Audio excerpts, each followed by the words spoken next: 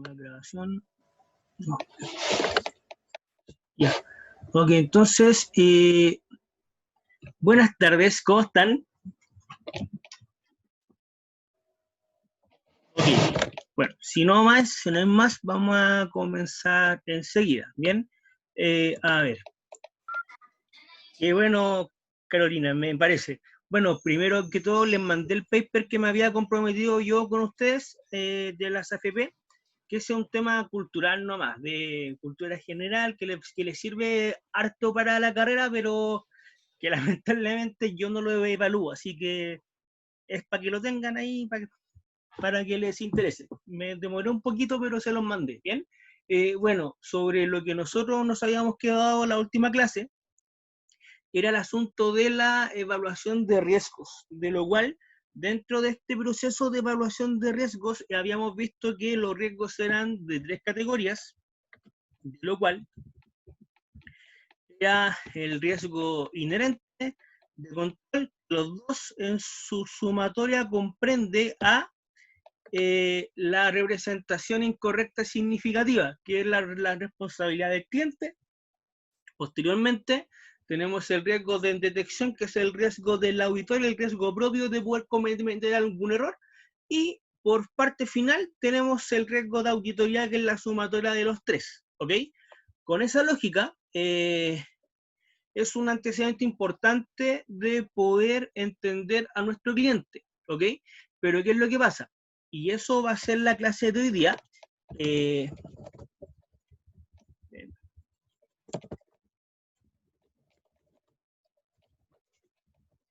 Ya.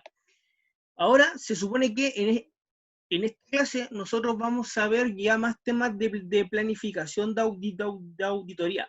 ¿Por qué? Porque hasta ahora se entiende que ustedes son estudiantes que ya saben lo que es una auditoría, saben para qué sirve, saben la labor del auditor, y la verdad que ya con eso, la unidad 1 de la materia la tenemos lista ya. ¿Ok?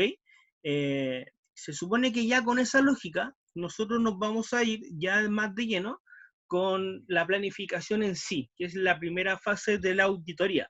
Pero antes de, es importante hablar de un temita acá. Bueno, eso lo leen ustedes con mayor calma, que ya lo habíamos mencionado conceptualmente, pero acá está la profundización. Y nos vamos con la etapa de planificación, lo cual en la planificación no es muy diferente a lo que consiste una planificación en administración. Yo creo que ustedes cuando tuvieron la asignatura de administración, además que se van a acordar que ahí había una especie de seguidilla de pasos, que eran los pasos de la planificación, donde ustedes tenían que ver aspectos tales como el análisis de las oportunidades, tenían que ver el tema de la planificación estratégica, tenían que ver temas de definición de estrategia, definir el scope de su tema, sí, el FODA. Que hay un tema ahí, pero bueno, era definir el tema de cómo se llama, del scope de su trabajo, vale decir qué es lo que hacen, qué es lo que no hacen, analizar en macro, en microentorno, y eso complementado con herramientas tales como las políticas, el tema de regla, de procedimiento, el tema de presupuesto, todo eso no difiere mucho de una planificación de auditoría. Pero ¿qué es lo que pasa? Para que todo el mundo entienda que es lo mismo y que nosotros vamos a seguir una metodología clara y concreta, es que nosotros vamos a tomar lo de las nagas, ¿ok? Por lo cual, con esa lógica, nosotros vamos a hoy día ver lo que es una planificación, ¿vale? Pero antes de eso, nosotros, o más bien les voy a hacer una pregunta, así pregunta para ver qué opinan ustedes. ¿Nosotros podemos aceptar a un cliente al tiro? O sea, el cliente me dice, oye, quiero que me hagas una auditoría, lánzame el monto de cuánto te debo pagar, démosle nomás. Pregunta, ¿creen ustedes que se puede hacer eso? Así por ser. Pregunta tímida. ¿Te imaginas? Ahí le preguntemos en la prueba, sería chistoso.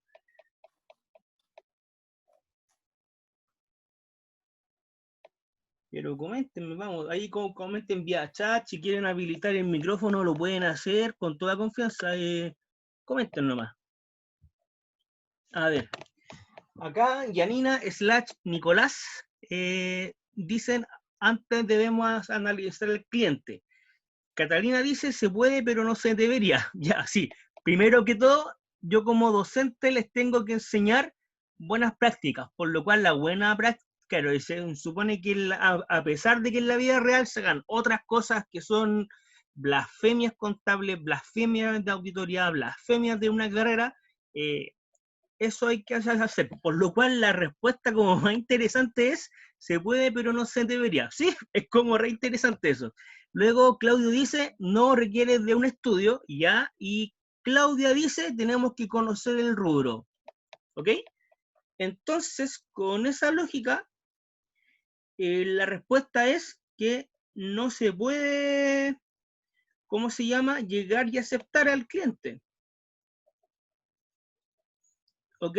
¿Por qué no? Porque nosotros tenemos que tener presente que al cliente hay que conocerlo. Y en esa fase de conocer a mi cliente, lo tengo que conocer mejor que él se conoce a sí mismo. Entonces, ¿qué es lo que pasa? Nosotros dijimos que el auditor tiene un comportamiento independiente. Ah, a todo esto se escucha, ¿no? Sí. Y así.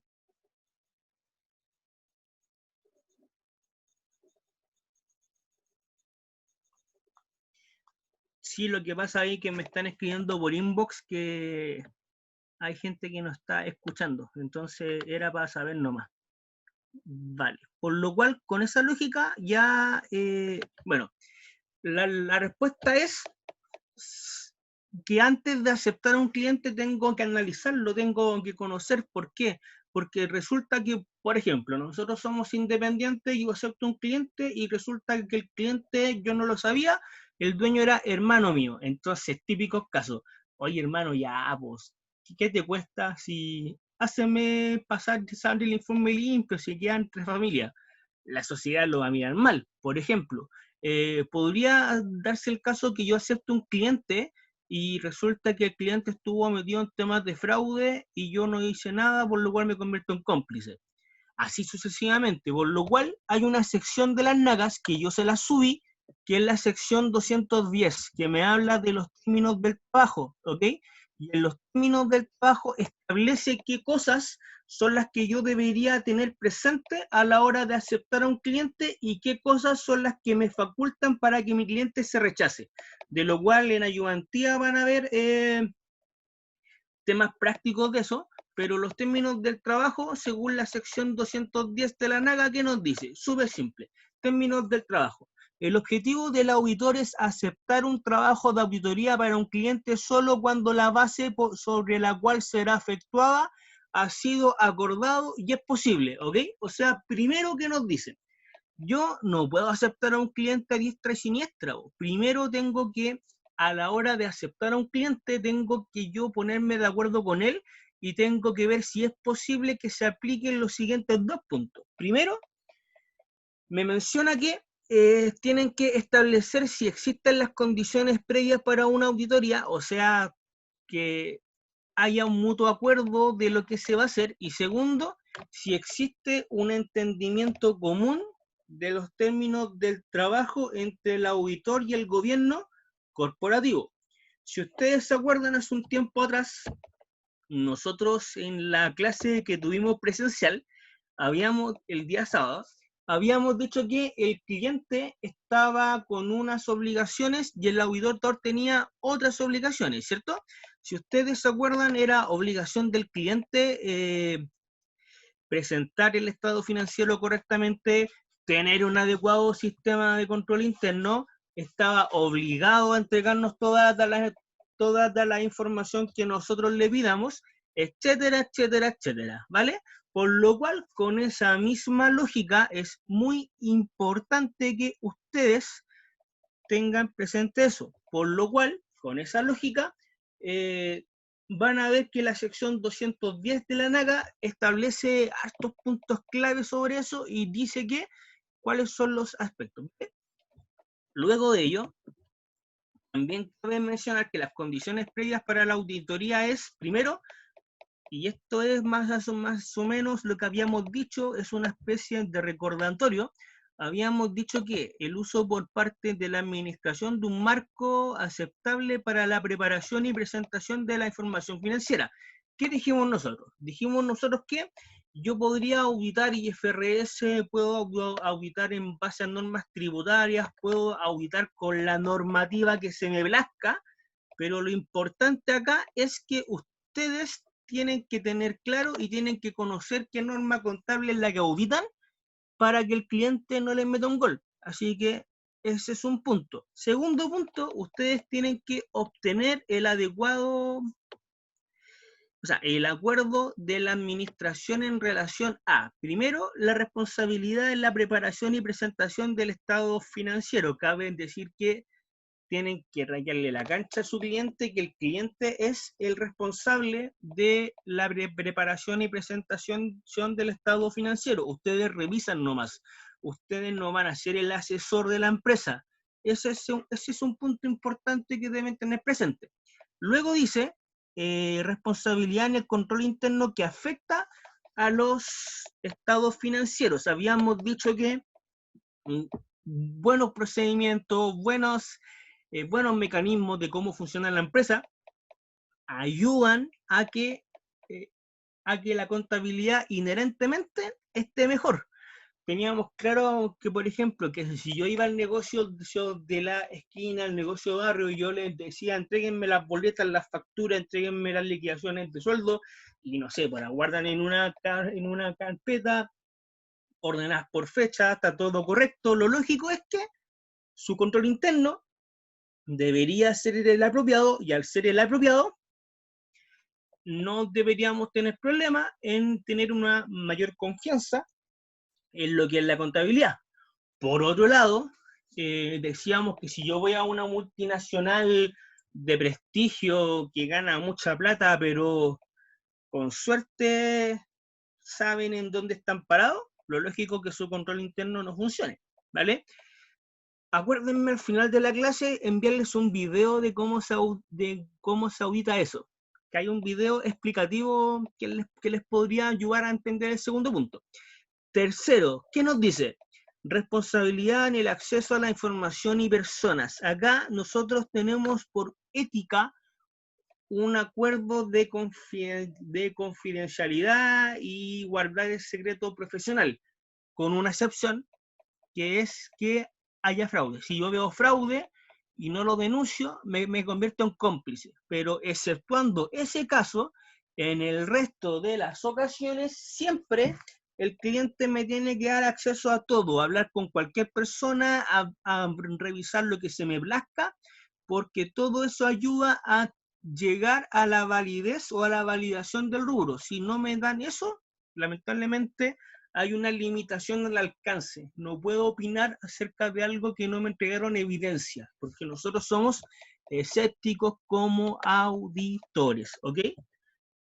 Bueno, ahí hay un tema de cómo se hace. Primero que todo, el tema de los términos del trabajo, posteriormente la carta de contratación, luego el comienzo del trabajo de auditoría. Yo analizo a mi cliente, si en el caso que mi cliente sea aprobado, hablo de los términos del trabajo con él, vale decir cuánto me demoro. ¿Y por qué cuánto me demoro? Porque dependiendo el tiempo es la cantidad de lucas que yo voy a cobrar. Porque, ojo, el auditor cobra por UF y dentro de una auditoría hay diferentes cargos, ¿ok? En una auditora normal, para que sepan, está la figura del socio, está la figura del senior manager, por así decirlo, está la figura del gerente o supervisor, dependiendo del caso, está la figura del senior, está la figura del semi-senior y está la figura del asistente, ¿bien? Se supone que es igual que las pirámides que se explicaban en administración, que el grado de responsabilidad es mayor a medida que las escalas más grandes, es más o menos similar. El asistente se supone que es la persona que se encarga de la parte operativa del proyecto. ¿Qué significa eso? Él es la persona que le dicen, recauda tal evidencia. Dime, ¿Podría Cristian repetir esa Ávila parte? me quiere preguntar algo. ¿Podría repetir Pregúntame, esa Cristian. parte? ¿Me escucha o no?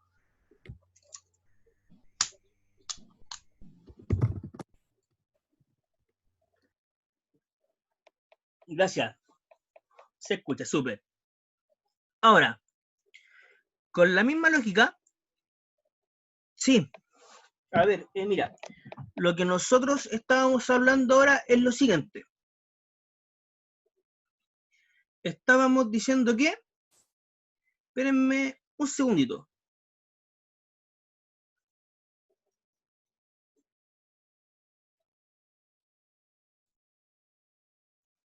Ya. Ahora, miren, ¿qué decíamos nosotros? Nosotros decíamos lo siguiente. Estábamos diciendo que en este proceso de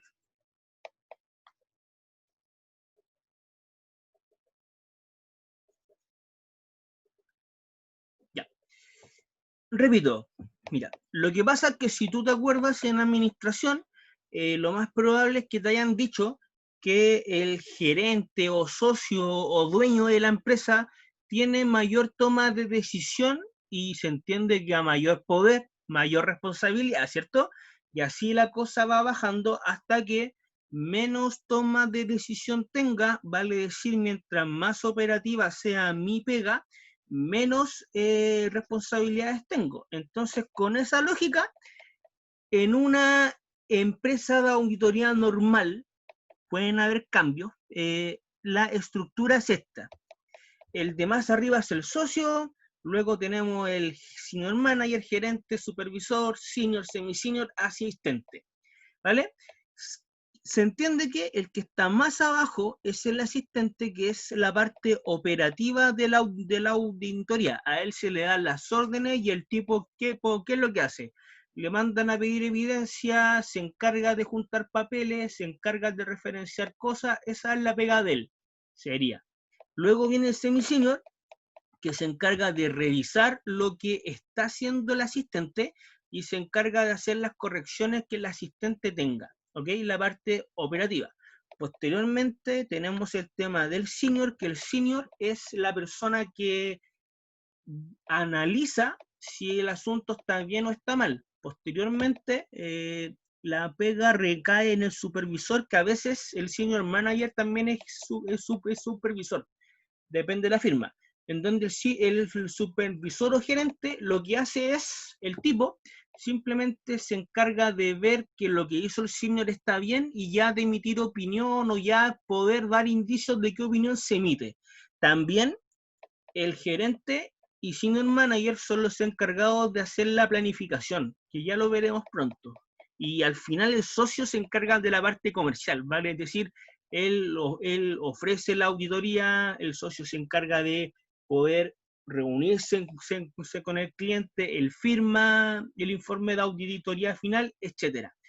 Y para los términos del trabajo es súper importante conocer eso, porque dependiendo de la cantidad de gente que trabaje y dependiendo de qué grado o rango tienen dentro de la firma auditora, es el valor por el cual se cobra. Un precio de mercado de un asistente, por ejemplo, es 0,5 UF la hora. Y ya tenemos claro que el asistente va a estar harto tiempo si ustedes más o menos conocen o han visto una auditoría en la vida real. En una sociedad anónima abierta hasta fácilmente 180 horas, entonces ya es un tema caro. Y por ejemplo, una auditoría en la cual esté el socio metido mucho es una auditoría muy cara. Pues. Si el socio no era socio, son como 5 o 6 UF en la hora. Pues. Entonces es un tema no menor. ¿Vale? Ustedes que han tenido tributaria con Luis Alberto, lo más probable es que él siempre les dice 2 UF en la hora. Bueno, él cobra a precio de gerente, así que para que se hagan la idea, ¿vale? Se supone que ya conversando todo eso con mi cliente, posteriormente la palabra de uno no vale nada si no está por escrito, porque se prestan para confusiones.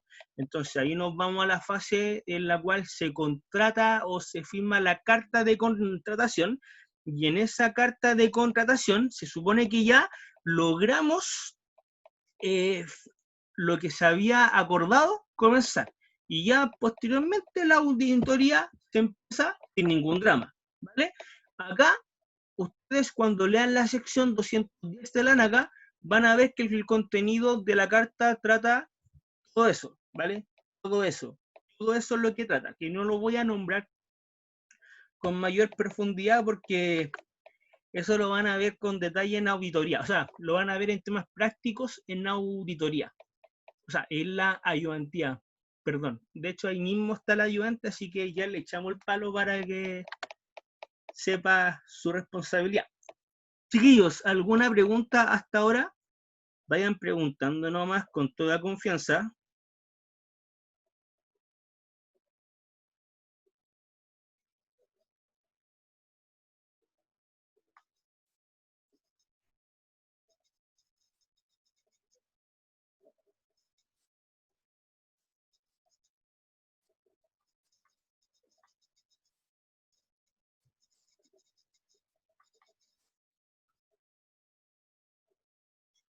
¿Alguna pregunta hasta ahora? Pregunten con toda confianza, ¿no?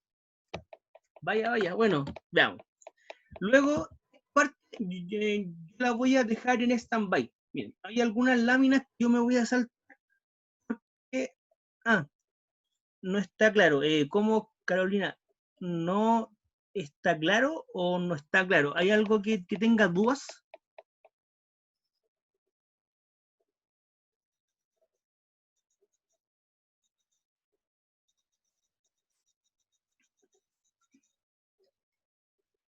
Ah, ya. Ok, vale, Carolina. Perfecto. Ok. Ahora hay un tema así que si ustedes lo quieren leer, total, tienen la presentación, es un tema que no lo voy a saltar, sino que lo voy a dejar en pausa porque este tema por lo general se ve cuando ya tienen conocimientos acerca de la metodología COSO.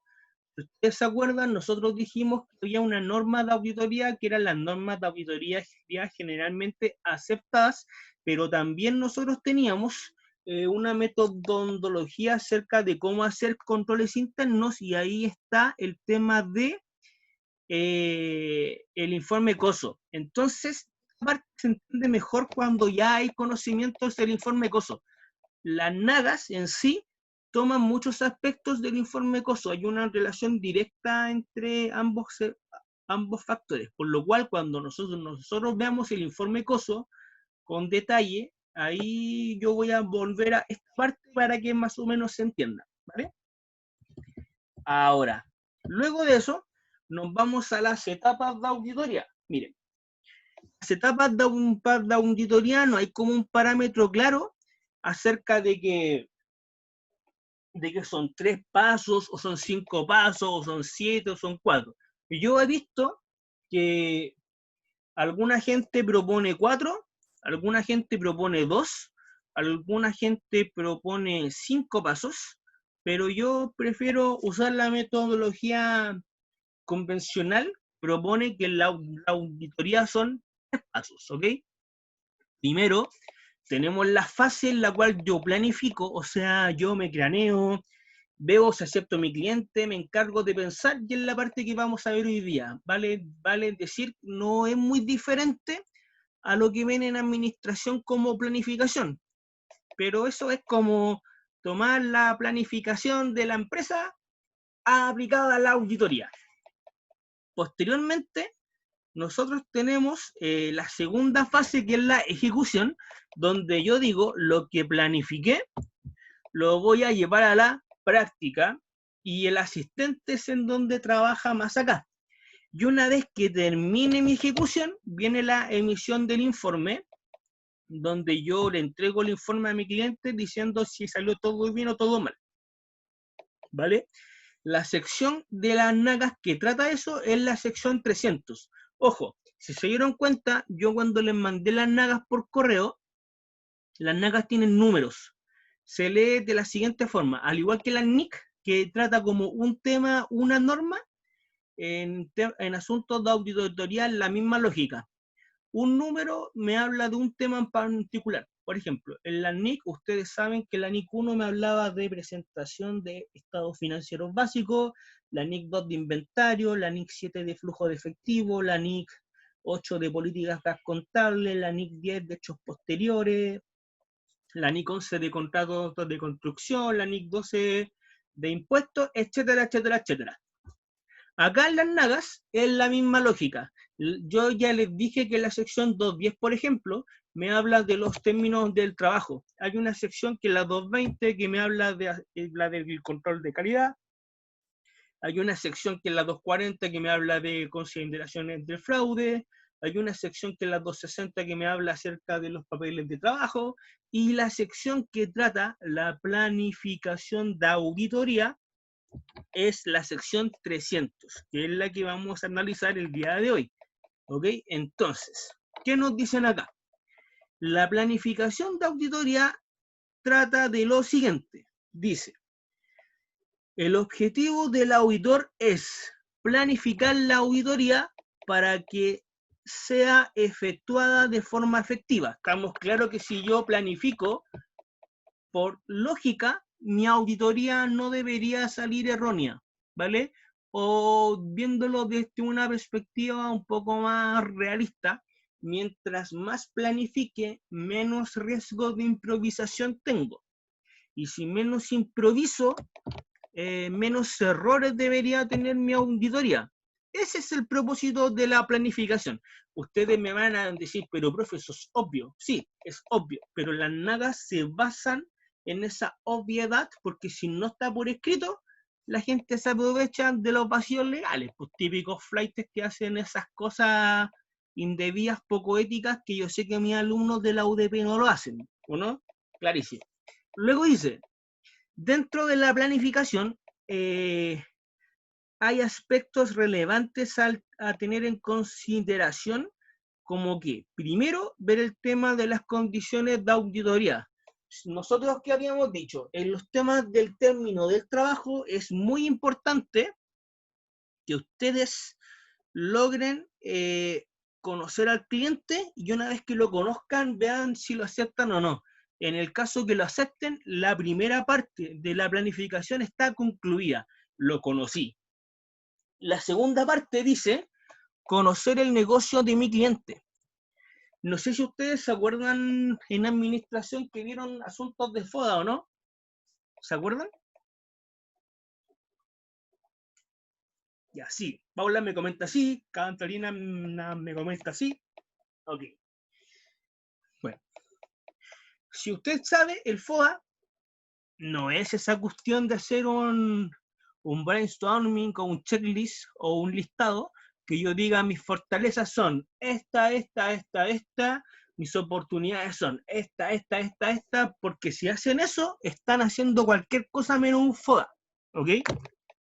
Ustedes, al hacer un FODA, están viendo la planificación, o sea, están conociendo a su negocio, conocen los temas que los afectan, conocen los aspectos que los pueden usar para beneficio propio externos o conocen qué temas internos los pueden fortalecer, conocen qué amenazas los pueden debilitar y conocen también qué aspectos pueden perjudicar su negocio en base a lo propio de uno.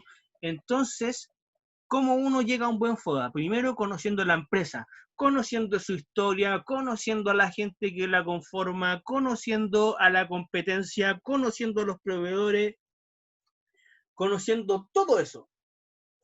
Y eso se llama entendimiento del negocio, ¿ok? El segundo punto de la planificación a mí me dice que es el entendimiento del negocio. El entendimiento del negocio es simplemente conocer al cliente mejor uno mismo. Entonces, con esa lógica, ¿ustedes qué van a hacer? Ustedes van a decir, bueno, esto es súper simple. Se entiende que, por ejemplo, algunos aspectos que yo podría tener claro a la hora de conocer mi cliente sería ver, típico caso, mínimo su historia, saber la malla societaria, saber quiénes son, eso, saber temas, por ejemplo, del microentorno. Y en el microentorno, si ustedes se acuerdan, tomando el modelo convencional de Porter, a mí, ¿qué me decía? El microentorno, típicos casos que nosotros tenemos que ver a la competencia competencia, tenemos que ver los clientes, tenemos que ver los proveedores, tenemos que ver las barreras, tenemos que ver los sustitutos. Dicho sea de paso, los sustitutos es como lo mismo que los competidores, pero eso. También nosotros teníamos que ver el macroentorno, o sea, teníamos que ver qué temas sociales les afectaba, qué temas económicos les afectaba, qué temas tecnológicos, qué temas ambientales, legales, lo que se les ocurra, es eso. Entonces, cuando yo hablo de conocer el negocio de mi cliente, es lo mismo que hacer un FODA. Yo para hacer un FODA necesito entender el microentorno, el macroentorno, conocer la historia de la empresa, saber el por qué está posicionada, todo eso. Porque si yo conozco a mi cliente súper bien en esos aspectos, recién ahí estoy en condiciones de poder evaluar el riesgo de mi cliente. Recién ahí. Entonces, si usted se acuerda el día miércoles, yo le dije, nosotros nos mandamos, o sea, no un carril, pero sí nos adelantamos como hartos pasos, porque nosotros, ¿qué hicimos el día miércoles? Tomamos una empresa de inversiones, ¿ya? Y a esa empresa de inversiones, automáticamente analizamos los temas de los factores de riesgo. Vimos automáticamente qué riesgos eran inherentes, de control, que lo hicieron brillantemente, pero ahí ustedes analizaron riesgos sin siquiera conocer a su cliente. En lo único que se basaron fue en el tema que les comenté yo, que no digo que esté mal, pero antes de hacer lo que hicimos en miércoles, tenemos que hacer esta seguidilla de pasos, porque una vez que yo conozco el negocio, recién ahí me encargo de evaluar el riesgo del trabajo y el riesgo de mi cliente, para posteriormente escribir la carta de contratación. ¿Ok? People, ¿alguna pregunta hasta ahora?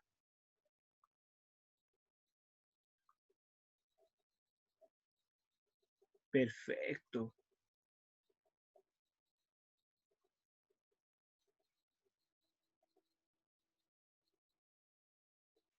Perfecto. Entonces, así da gusto, veo que tengo puros alumnos clever acá, porque yo no creo que sea seco y que sea muy claro para poder explicar. Yo quiero pensar, saber de que ustedes son los máquinas acá. Entonces me alegra mucho. Ahora, una vez que nosotros planificamos, esa es la esencia. Y me van a preguntar, pero profe, hay más que yo necesito tener en consideración, y la verdad es que sí, pues lógicamente hay temas que nosotros tenemos que tener en consideración a la hora de poder planificar, como que, primero que en todo, ninguna planificación va a ser igual que otra, ¿ok? Eso lo deben tener presente. Nunca un cliente va a tener una planificación igual a la de otro cliente, aunque sea del mismo rubro, y tampoco nunca una planificación de un año va a ser igual a la del año siguiente o va a ser igual a la de un año anterior. No obstante, las nagas a mí me comentan que me entregan ciertos beneficios si yo logro, ¿cómo se llama? O sea, si yo logro planificar de una manera adecuada. ¿Por qué? Porque a mí me dicen, primero, si yo planifico bien, tengo como primer beneficio identificar y dedicar adecuada atención a las áreas importantes. ¿Qué significa esto? Toda empresa tiene su estructura funcional y la verdad que no difiere mucho. Toda empresa tiene un área comercial, toda empresa tiene un área fabril, toda empresa, o sea, fabril no, miento. Toda empresa tiene un área de recursos humanos, toda empresa tiene un área financiera, etcétera. Pero hay empresas donde hay ciertas cuentas que son mucho más sensibles en un negocio que en otro. Por ejemplo, imagínense que yo audite un supermercado. En el supermercado, la mayoría de las cosas las pagan al contado. Sí, hay gente que paga al crédito, pero los que pagan con cuotas son los menos. Si se dan cuenta, un porcentaje importante de la gente o paga en efectivo, o paga con débito, o paga con cuenta RUT. Por lo cual, el análisis de las cuentas por cobrar o los documentos por cobrar no va a ser tan relevante como, por ejemplo, si yo auditara la Universidad Diego Portales, ¿cierto? Porque si yo audito a la Universidad Diego Portales, el alumno firma un contrato de arancel y el contrato de arancel los obliga a pagar el arancel anual en cuotas. Entonces, yo si revisara al cliente supermercado X, va a tener lo más probable unas cuentas por cobrar con un análisis no tan profundo versus hacia audito de la Universidad Diego Portales, que sus cuentas por cobrar es un rubro sensible, porque ese rubro sensible es cómo funciona su negocio. Y eso usted lo tiene claro en el momento en el cual planifica, porque en la planificación logré conocer a mi cliente. Y eso lo van a tener presente en ayudantía también, porque ahí cuando hagan los casos van a ver eso. ¿Ok? Posteriormente, otro beneficio que trae dice que me ayuda a identificar y resolver problemas en forma oportuna. Todo cliente, sin excepción, tiene una llaga. Tiene un problema, tiene un cacho, y yo digo, qué baja. Pero es necesario. Si yo planifico, lo encuentro antes. Y hasta lo soluciono antes de ejecutar la auditoría. Un tema súper interesante, se puede hacer. Segundo beneficio. Tercer beneficio. Dice lo siguiente. Organizar y conducir una auditoría en forma eficaz y eficiente. Estamos claros que si yo planifico, no voy a estar improvisando. Me sale solo esto. Cuarto punto. Selección adecuada de los miembros del equipo de trabajo, habilidades y competencias. Miren, ¿cómo funciona esto? La mayoría de las empresas de auditoría, en la parte de auditoría financiera, si son una auditora chica, están sonados, les va a tocar de todo.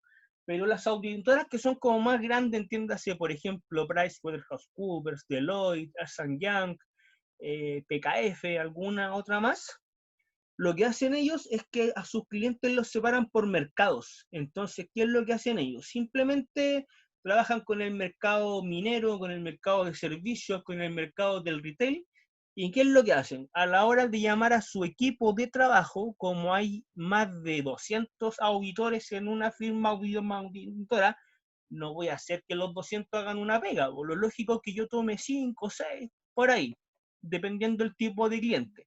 ¿Y qué es lo que hago yo?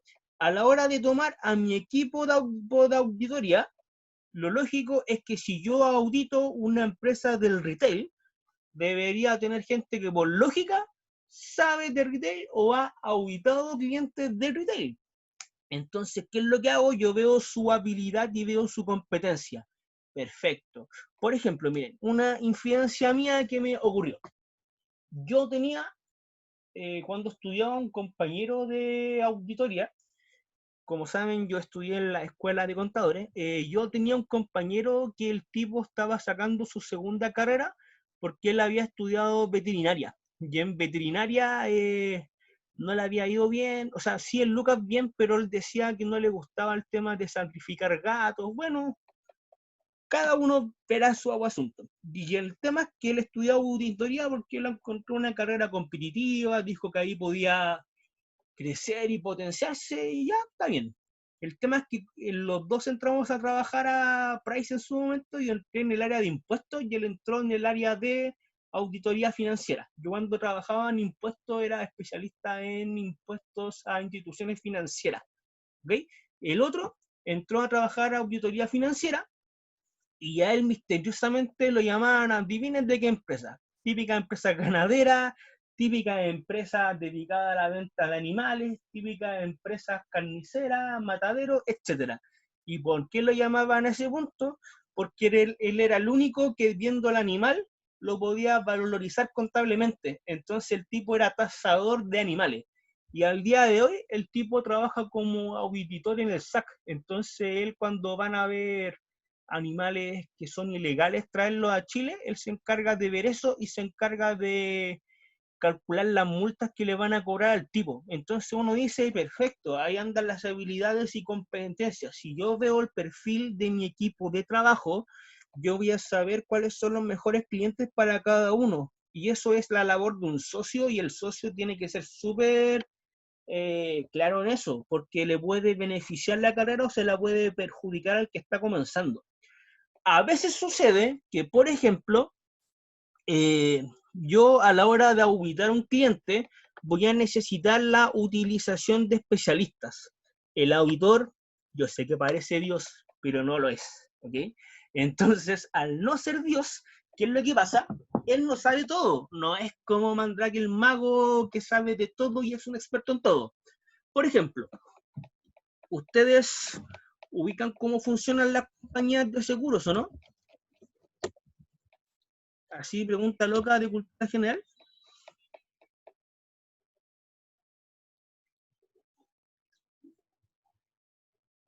No, perfecto. Mire,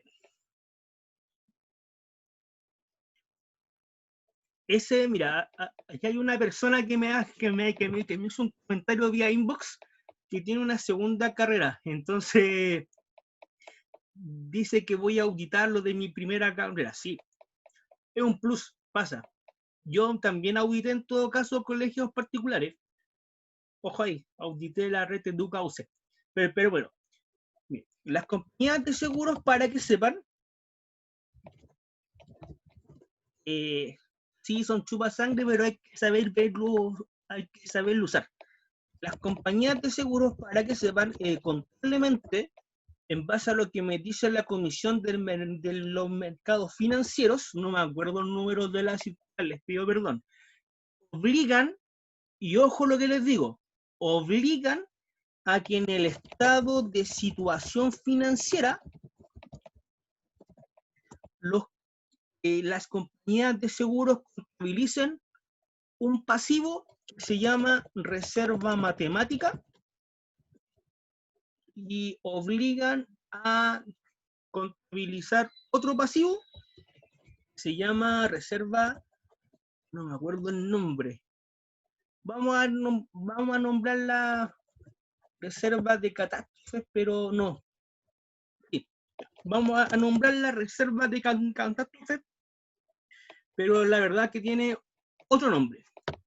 Primero que todo, un compadre que no es especialista, uno pensaría, como dice reserva, es cuenta de patrimonio. Y no, pues, es de pasivo, porque la misma circular lo dice. ¿Por qué lo llama reserva? Por un motivo en particular. Como las compañías de seguro, la lógica es que si se cumple el acontecimiento, la compañía de seguro tiene que devolverle una prima al asegurado, y ahí se supone que la idea es que el negocio y la ganancia se genere cuando el cliente nunca use la prima o simplemente cuando la quiera usar no pueda porque no cumplió con el supuesto. Tiene otro nombre, Rocío, tiene otro nombre que no es siniestro, pero me comprometo que lo voy a buscar. El tema es que obliga a la empresa a contabilizar una reserva matemática. ¿En qué consiste? Póngase en el supuesto de que viene un meteorito y mata a toda la gente que había contratado un seguro de vida. Y uno dice, wow, toda la gente. Entonces, eso es la provisión para saber cuánta plata tengo que desembolsar en el supuesto que todos los clientes cobren la prima del seguro de vida. Y eso se llama reserva matemática. La reserva de catástrofe o siniestros, que tiene otro nombre, es lo mismo que la matemática, solamente que con los seguros que no son de vida. Seguros de atentados, seguros de choque, seguros de incendio, lo que se les ocurra, es lo no matemático. ¿Cómo se calcula? Ese cálculo se utiliza una matemática especial que se llama la matemática actuarial, de lo cual consiste en usar cálculo integral y trigonometría, y hay que hacer unos cálculos especiales. Yo sé que ustedes tienen conocimientos de álgebra y tienen conocimientos de cálculo básico con derivadas integrales. Tengo entendido que sí, pero es básico, no es a nivel de ingeniero brígido. Entonces, ¿qué es lo que pasa? Ustedes no son expertos en eso y es normal que no lo sea. ¿Qué es lo que hacen las auditoras? Contratan a ingenieros matemáticos, ojo, ingenieros matemáticos, para que logren hacer el cálculo de si la reserva matemática está bien hecha o no. Entonces, es un tema interesante ese. Si el auditor lo que no puede hacer, lo llama con un experto. Y yo planificando sé qué experto es el que me va a servir para poder hacer mi trabajo. De lo contrario, me va a ir mal en la vida. Y como último punto, otro beneficio mágico es que yo a la hora de poder planificar, lógicamente me facilita la dirección y supervisión de los miembros del equipo de trabajo. Se supone que si yo sé cómo, o sea, si yo planifiqué, sé dónde voy a atacar, sé dónde la voy a hacer, etcétera. ¿Vale? Entonces, eso es. ¿Y por qué Rosa tiene la pega asegurada? Ah, porque como es profe de media, va a hacer auditoría a los colegios particulares, ¿verdad? Se me había olvidado. Sí, por Rosa, es un plus que se podría dar. Mira, mi consejo. Ah, y profe de matemática más encima. Te pasaste, así que estáis puro complementando la carrera acá, po. Un like para ti. Ok. Entonces, chicos, hasta ahora alguna duda. Si ven, la planificación como estructura es esos 4 puntos y los beneficios que tiene la planificación es todo esto. ¿Alguna pregunta hasta ahora?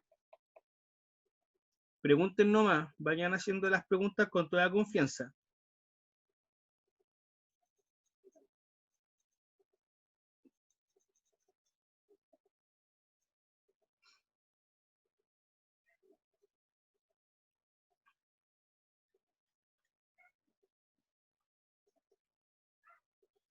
Javiera pregunta, ¿cuándo podríamos hacer un caso para aplicar estos aspectos para una adecuada planificación? Lo van a hacer el sábado en ayudantía.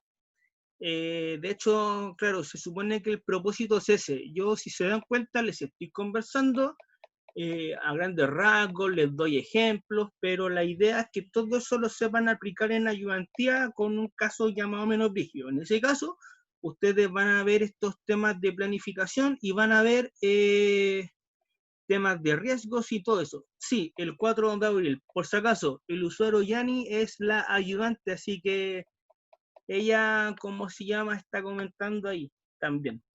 ¿Alguna pregunta más? Con toda confianza.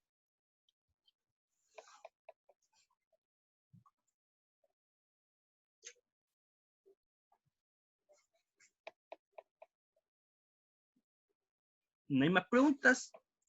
Así de fácil me hacen la pega.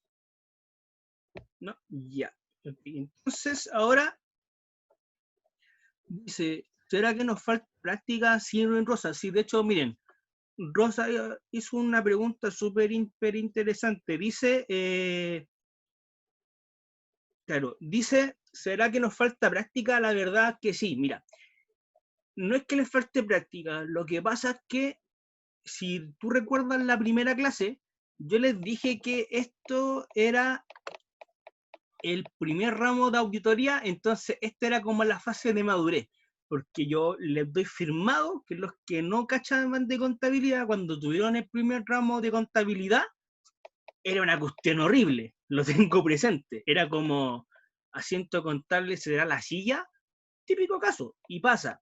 En temas de auditoría es lo mismo, están acá recién entendiendo el concepto de auditoría y yo para facilitarle un poco lo relaciono con otras áreas para que digan, ah, ya, eso es. Pero sí, yo sé que están como recién digiriendo eso, ¿vale? Pero sí, yo creo que cuando lo vean en ayudantía, si captaron el concepto, tomaron atención, la ayudantía va a ser como la clarificación del tema. Es más, el día miércoles, si se dieron cuenta, el caso lo hicimos súper rápido, es por eso mismo. Ah, gracias Rosa. No, sí, está bien. Si la idea es que vayan preguntando de la materia, sí. Ojo ahí. Entonces luego, ahora ya continuando con la clase, vamos a hablar de un tema claro. Cuando yo hablo de planificación, la planificación a mí me dice que son esos 4 puntos clave, pero ojo, la planificación tiene por defecto 2 actividades. La primera se llama estrategia general y la segunda se llama plan de auditoría. ¿Okay? Sobre esas 2 bases se mueve la planificación y eso, los que terminen auditoría, los va a pesar de aquí hasta que se titulen, ¿ok?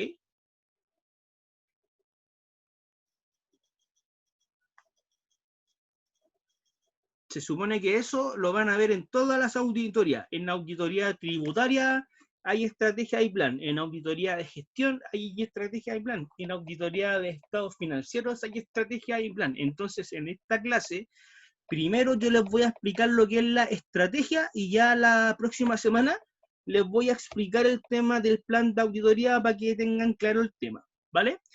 ¿Qué nos dice? Estrategia de auditoría como actividad de planificación. ¿En qué consiste? En esta instancia se establece el alcance, oportunidad y dirección de auditoría y que sirva como guía para el desarrollo del plan de auditoría. Acá, si se dan cuenta, es como raro eso. Dice, en esta instancia se establece el alcance, oportunidad y dirección de la auditoría y que sirva de guía para el desarrollo del plan de auditoría. Entonces, ustedes me van a decir acá, ¿cómo es eso? Eso suena como súper extraño, súper denso. Y la verdad es que es un tema re raro, pero que van a ver que ayuda mucho. Bien. Tienen que tener claro que la planificación abarca la estrategia y el plan, ¿ok? La estrategia se podría decir que es la idea abstracta de cómo voy a hacer la auditoría. Y la actividad y el plan de auditoría se podría decir que es el establecimiento de la oportunidad, el alcance y la naturaleza, de lo cual van a ver que ese concepto es más fácil. ¿Qué nos menciona? Nos menciona que la estrategia dice que es la instancia donde se establece el alcance, oportunidad y la dirección que sirva como guía para el desarrollo del plan. Es una idea abstracta, es saber cómo voy a hacer esta cosa a futuro. ¿Cómo una estrategia se hace bien? Una estrategia se hace bien primero cuando defino las características del trabajo. ¿Qué se entiende las características del trabajo? Indicar qué cosa es lo que voy a hacer, indicar en qué rato lo voy a hacer, en qué hora lo voy a hacer, cuántas horas me voy a demorar, etc. También nos menciona determinar objetivos del informe, o sea, para qué carajo estoy haciendo esta auditoría, de lo contrario que chiste. También los factores relevantes en la dirección del trabajo. Como saben, el asistente le rinde al semicíneo, el semicíneo al senior y así sucesivamente. Pero no lo vamos a estar supervisando a cada rato. Entonces, ¿qué es lo que pasa? Ahí se ve cada cuánto rato yo voy a revisar, cada cuánto tiempo voy a supervisar, cada cuánto rato voy a pedir resultados, etc. Luego viene la fase de considerar los resultados de las actividades preliminares del trabajo. Con una estrategia, yo voy a saber en qué momento tengo la suficiente y apropiada evidencia de auditoría que me ayude a mí a llegar a una opinión en mi trabajo. Si ustedes se acuerdan, nosotros decíamos que para poder validar algo necesitábamos tener la suficiente y apropiada evidencia. Teniendo eso, yo lograba poder opinar recién ahí. Entonces, en este punto, a mí me muestran como cuándo es el momento apropiado o no. Y luego viene establecer la naturaleza, oportunidad y alcance de los recursos necesarios para efectuar el trabajo. Y acá es un tema re interesante ese, porque la naturaleza, o sea, oportunidad y alcance lo van a ver mucho, ¿ok? Primero, tenemos claro que la estrategia es la idea abstracta de cómo lo voy a hacer. El cable a tierra, cómo yo logro abordar esto, es simplemente decir que yo voy a llevar a la práctica mi estrategia estableciendo mi naturaleza, estableciendo mi oportunidad y estableciendo mi alcance. Y para que tengan claro qué es la naturaleza, qué es la oportunidad y qué es el alcance, es simplemente naturaleza quiere decir que es un análisis cualitativo de los tipos de procedimientos a realizar en base al riesgo identificado o en base a la cuenta que quiero validar o en base a la cosa que yo quiero hacer, ¿ok? Por ejemplo, si yo quiero validar el tema de la cuenta banco, podríamos decir que la naturaleza es cómo lo voy a hacer. A ver, ¿cómo lo voy a hacer? Le mando cartas de confirmación al banco pidiéndole que me mande qué monto tiene de saldo, o hago una conciliación bancaria, o bajo las cartolas bancarias de internet, lo que se les ocurra, el cómo. La oportunidad dice, ¿cuándo es más eficaz ejecutar un procedimiento? Vale decir, el cuándo lo voy a hacer.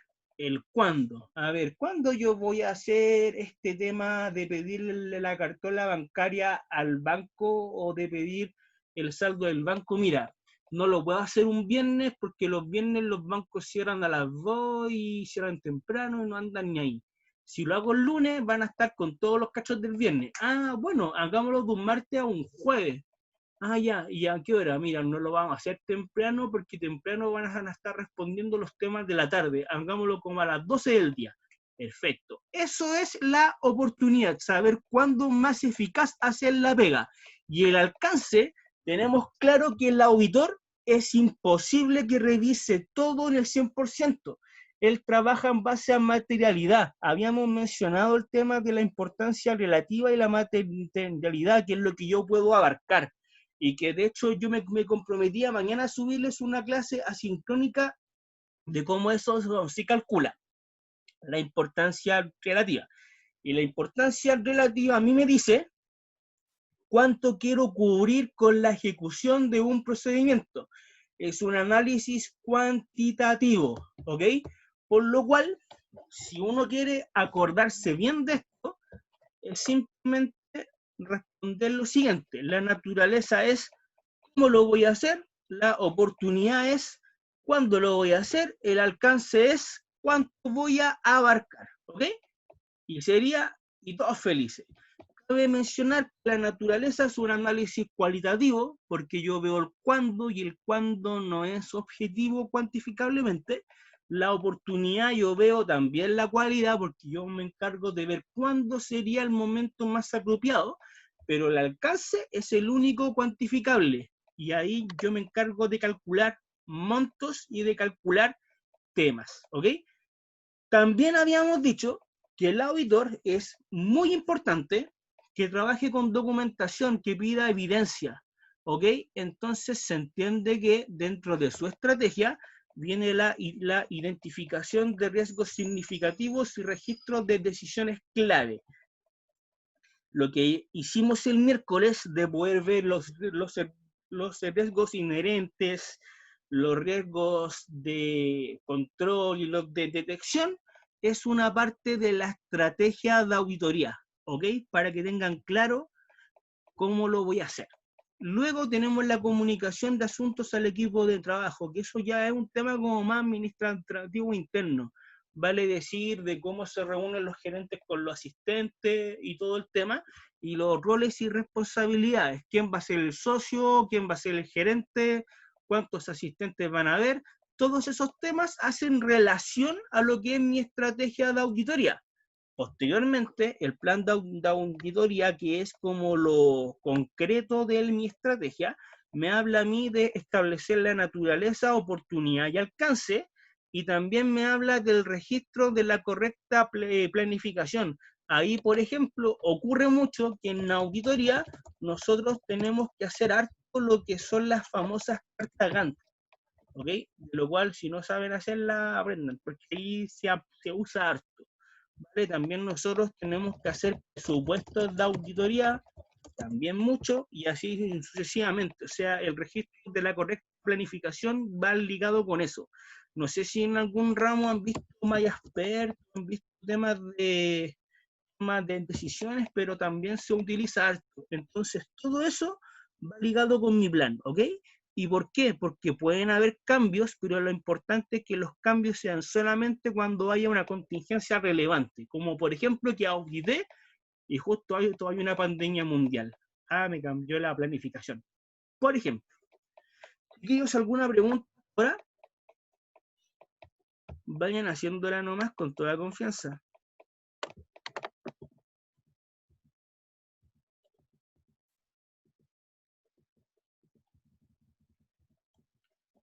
No hay preguntas, de verdad, pregunten, pregunten, pregunten.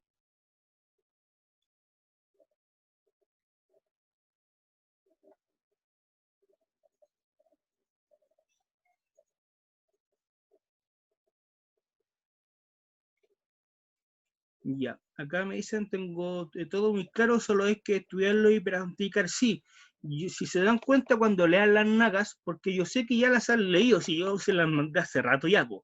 Se supone que cuando las lean van a ver que es similar a lo que les menciono, solamente que yo eso como que profundizo algunos conceptos, trato de explicarlos, cosas que cuando se lean las nagas digan, eso me quería decir el profe. Y a la hora que lo practiquen en ayudantía, ahí van a quedar más ready aún, ¿ok? ¿Preguntan más? ¿O tienen alguna duda hasta ahora?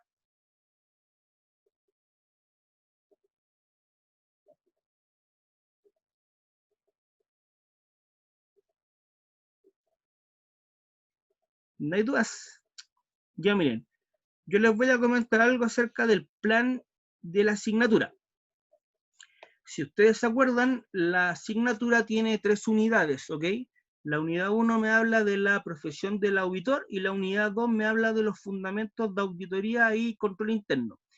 De la unidad 1, yo he visto en estas clases, aunque no lo crean, el 90% de la unidad. Me acabo de dar cuenta que hemos visto harto igual, a pesar de que hayan sido pocas láminas. Y en más, de la unidad 2, he visto como el 60%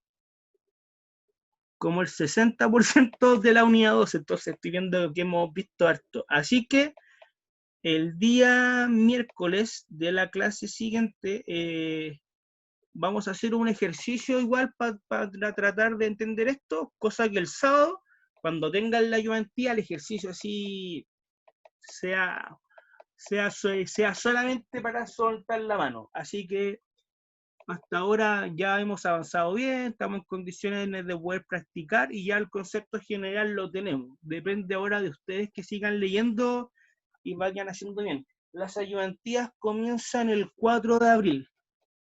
¿Ok? Espérenme, no sé qué me ocurrió que se me pixeleó el computador. Bueno, las ayudantías comienzan el 4 de abril para todos, así que ya a la hora que nosotros hicimos la clase el sábado, 11:30, 12:40, algo así. ¿Ok? Lo otro, yo me comprometí con ustedes también que iba a preguntar cómo iban a ser las pruebas. Y el mensaje que me dieron fue, lo veremos cuando sea el momento. Pero de igual manera, como spoiler y como esto está grabado, yo me voy a arriesgar. Lo más probable es que hagamos tareas vía Canvas, o sea, que yo les dé indicaciones y ustedes suban algunas cosas.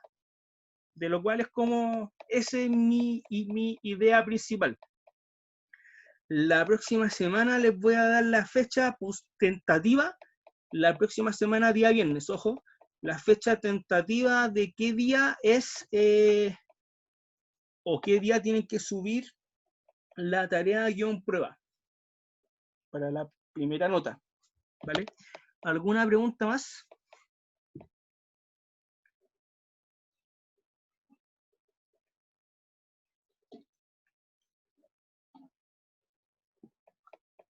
Sí, los controles, claro, yo cuando yo hablo de pruebas o trabajo, guía, eso, a eso me refiero con los controles, ¿vale? claro, cuando me hablan de controles, yo hablo de trabajos, pruebas, de esas cosas, que la verdad que yo sé que académicamente, y como tenemos a la profe, los controles deberían ser de lectura y las tareas o actividades prácticas son simplemente, como dice el nombre, aplicación de conceptos a casos o a juegos de roles similares. Pero en un globo es todo eso. Profe, ¿dónde subió las nagas? Diana, mira, yo las subí al Canvas, pero por algún motivo no los dejaba ver. Entonces yo les mandé un correo con un link en Mediafire, y en Mediafire viene el link para que bajen las nagas y bajen el caso de la Polar, por si acaso. ¿Alguna pregunta más? Con toda confianza, vamos, pregunten.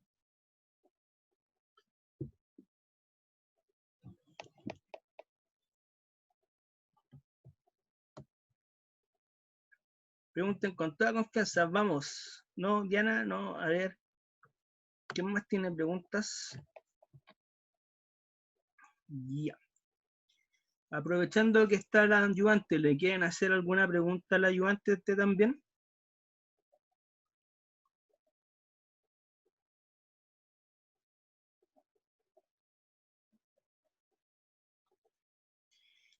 Ya mira, eso depende del ayudante en sí. ¿Cómo se llama? La hora de ayudantía, yo no la... Ah, sí, la primera clase, la ayudante comentó que ya iba a ser una especie de 3 controles. Una especie de 3 controles.